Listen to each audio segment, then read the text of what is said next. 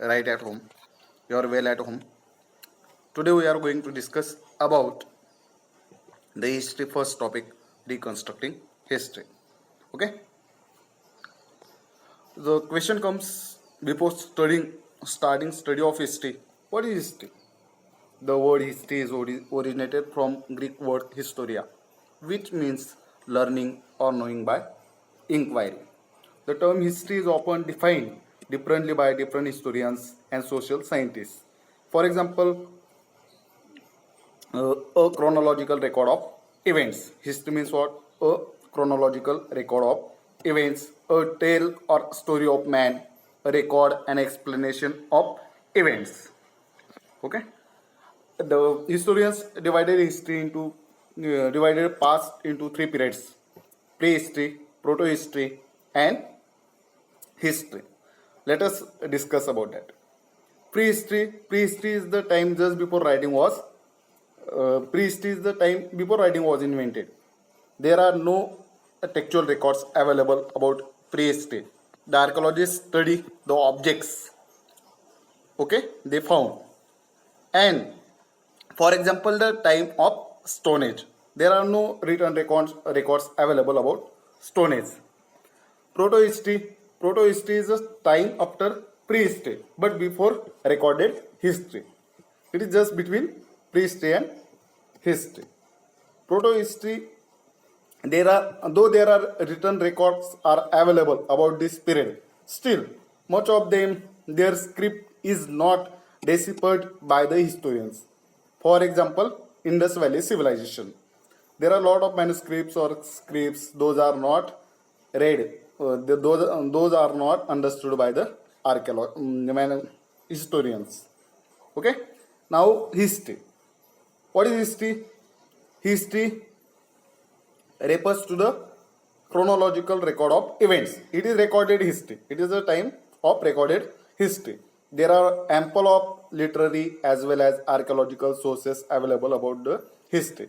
And the entire history is divided into three periods as ancient, medieval, and modern. Okay? Entire history is divided into three periods as ancient, medieval, and modern.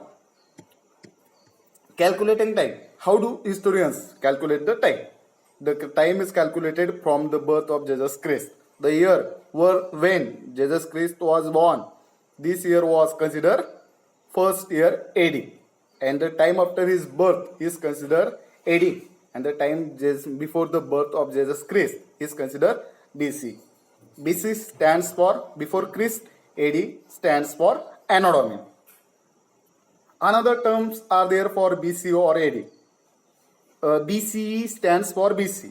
BC means before common era, and CE stands for AD. CE means common era.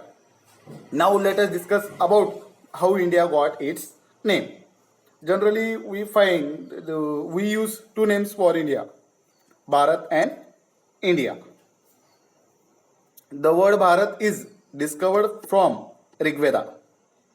The word Bharat is discovered from Rig Veda. The word was used for the group of people, those who lived in northwest. And the word India is first time used by the Greeks and Iranians. The word is derived from the river Indus. Iranians and Greeks call the land to the east of Indus River as India. Now the geography of country. The geography of country has a lot of influence on the formation of history. For example, the North India, there are many perennial rivers like Ganga, Indus, Brahmaputra. Okay, that river valleys are fertile for agriculture, good for agriculture. That rivers help for the transportation of goods or people. So the oldest civilizations such as Ganga Valley civilization and Indus Valley civilization developed in North India. Now let us discuss about sources of history. There are generally two types of sources: archaeological sources and literary sources. Archaeological sources include inscriptions. Inscriptions are writings on hard surface such as stone and metal. Next type of archaeological sources, artifacts. They are ancient objects which are discovered by archaeologists and they help for the providing history of that particular time.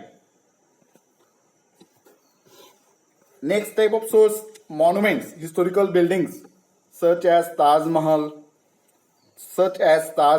or different kind of stupas also helps us to derive the information of that particular time.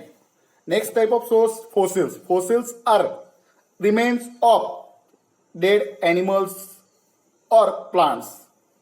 They gives us information about plant or animal life of that particular era.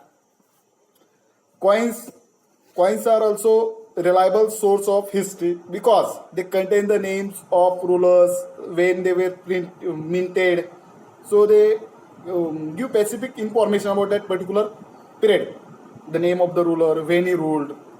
Okay.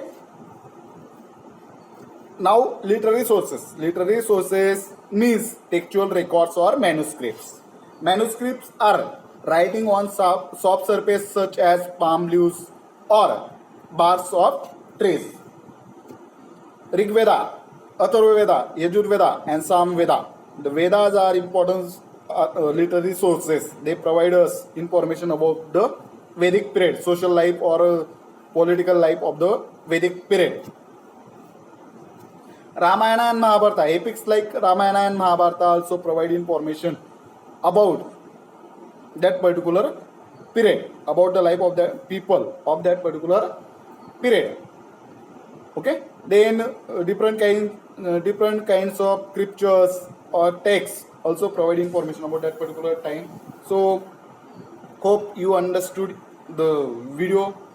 Thank you.